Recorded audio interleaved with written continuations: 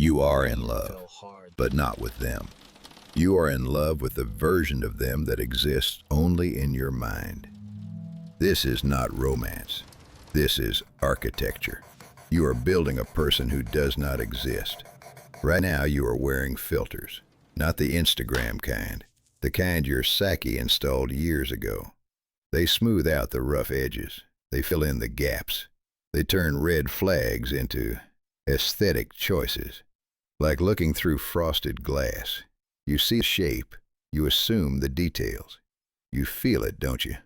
That slight discomfort when they say something that doesn't match the script in your head.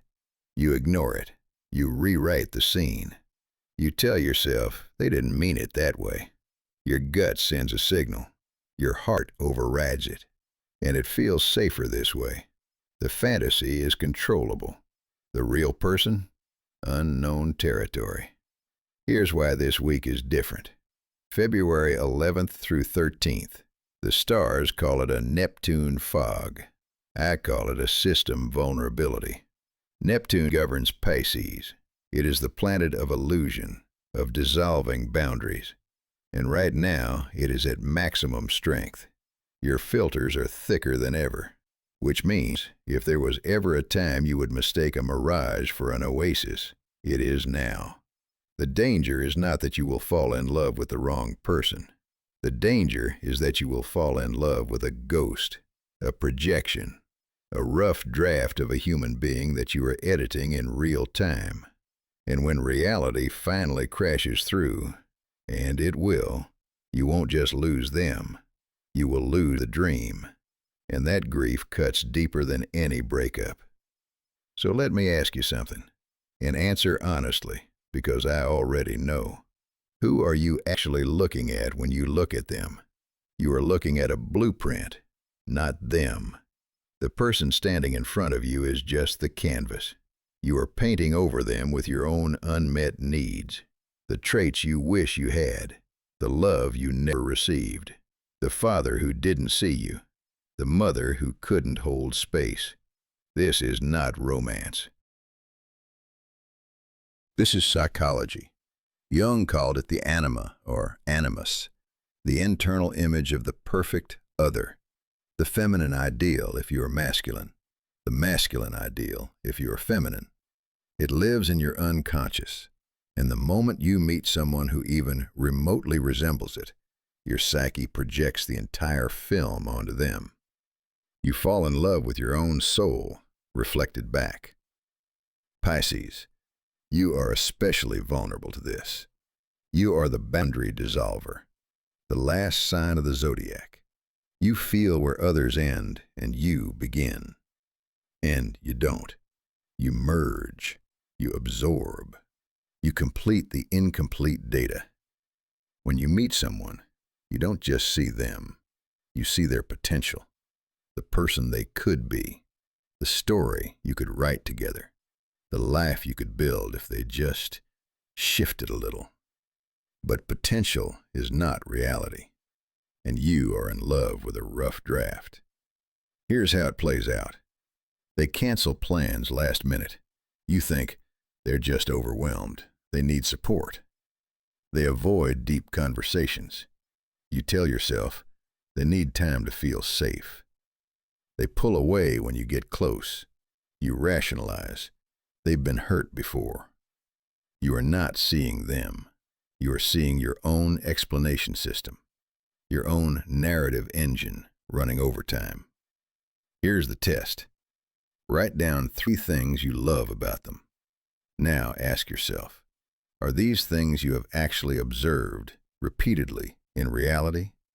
Or are they things you hope are true? Based on fragments of evidence. If you hesitate, you have your answer. In my years of observation here at Onyx, I have seen this specific shadow destroy more relationships than betrayal ever did. Because betrayal is external. Someone else broke the contract. This is self-betrayal. You betray your own clarity. You choose the dream over the data. You ignore the system warnings because the fantasy feels better than the void. And when the crash comes, and when they finally show you who they actually are, not who you needed them to be, and you will not just grieve the loss of them, you will grieve the loss of the version of yourself that believed the story, the one who thought love could override reality. That grief is heavier because it is not just about them. It is about you. But here is what most people miss. Idealization is not the enemy. It is a signal. Your psyche is trying to tell you something. Let's decode it. What if your idealization is not a bug in the system? What if it is a feature? Your psyche is not broken. It is brilliant. It is showing you exactly what you are starving for. The traits you project onto them, and the emotional depth, the freedom, the presence, and those are not random. They are a blueprint, a map of your own unmet needs. You see them as emotionally available? That is your soul screaming, I want to go deeper, with myself, with life. You see them as fearless? You are craving your own liberation from the invisible chains you have been wearing since childhood. The person you are building in your mind, that is the person you need to become. Pisces, you are a visionary. You see potential where others see only what is. Artists, mystics, healers, they all share this sight. This is your gift. But vision without discernment is hallucination. You must learn to hold both, the potential and the present reality, the dream and the data. Here is the truth that changes everything. You cannot love another person until you retrieve the projections. Every quality you are searching for in them, develop it in yourself first. Become the person you are trying to find. The Stoics taught this thousands of years ago. You cannot control others. You can only control your own character. Stop trying to sculpt them. Sculpt yourself. This week, during the fog, you will feel the pull. To romanticize, to fill in the gaps, to ignore the evidence. When you feel it, pause. Ask, am I seeing them, or am I seeing my own wish list? Write down one concrete thing they did today, not what you imagine they meant, what they actually did. If you practice this, you will build a new skill, the ability to hold paradox, to see someone's potential and their present reality, to love what is, not just what could be. And that, Pisces, is the foundation of real intimacy, not the fantasy version, the sober version, the kind that does not shatter when reality knocks. So how do you do this? How do you remove the filters without destroying the connection? There is a protocol. Let me show you. Step 1, the evidence audit. For the next 72 hours, the peak of the Neptune fog, you keep a log, not of your feelings, of their actions. Every time you interact, you write down one observable behavior, one fact. They texted back in 10 minutes. They asked about my day. They changed the subject when I mentioned the future. You are not interpreting. You are recording data. You are training your brain to see signal, not noise, reality, not projection. At the end of 72 hours, you read the list. Does it match the story in your head, or are there gaps? If there are gaps, you have your answer. Step 2, the projection retrieval. Make a list of the qualities you love about them. Now, next to each one, rate yourself on that quality. Scale of 1 to 10. They are so emotionally available. How emotionally available are you? With yourself? With others? They are so free-spirited. How free are you? Or are you waiting for permission? Every quality you rated them higher than yourself, that is a projection. That is what you are outsourcing. Your task is not to find someone who has these traits. Your task is to develop them in yourself. Become the person you are trying to date. Step 3. The reality check conversation. This is the hard one. You have one conversation this week where you ask a question you have been avoiding. Where do you see this going? What are you looking for right now? How do you handle conflict? You are testing the fantasy against reality. You are giving them a chance to show you who they actually are. And here is the critical part. You listen to their answer. Not the subtext you want to hear. Not the version you can rewrite later. The actual words. If their answer does not match your vision, you have a choice. Adjust your vision to match reality. Or walk away from the mismatch. But do not ignore the data. Pisces, I know this feels harsh.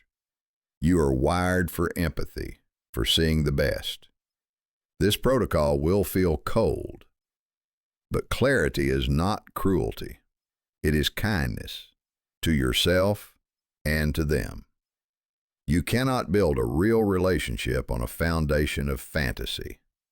The structure will collapse. You have the tools. Now comes the choice. Let me show you what is on the other side. Sober love. Not the kind they sell in movies. Not the dopamine rush of the first 3 months. Not the fantasy bond where you both agree to pretend. Real love. The kind that holds weight. It starts with a mirror. You saw the reflection you have been avoiding. The fantasy you have been protecting like a relic. We examine the code.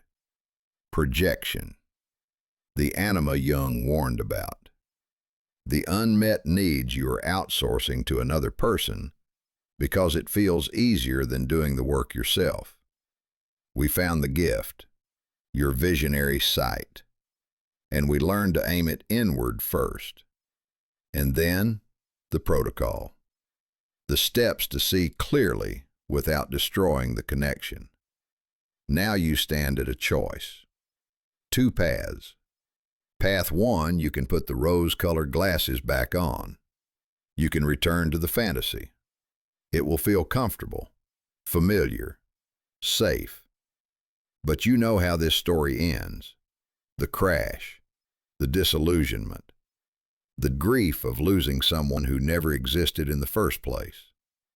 Path 2, you stay sober. You see them as they are, flawed, human, real. And here is the paradox most people miss. This is where real love begins. Not in the fantasy, in the acceptance of what is. You think removing the filters will kill the magic. It will not. It will deepen it.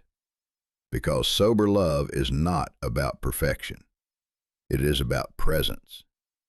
It is about seeing someone fully and choosing them anyway. The fantasy is fragile. One crack and it shatters. But reality?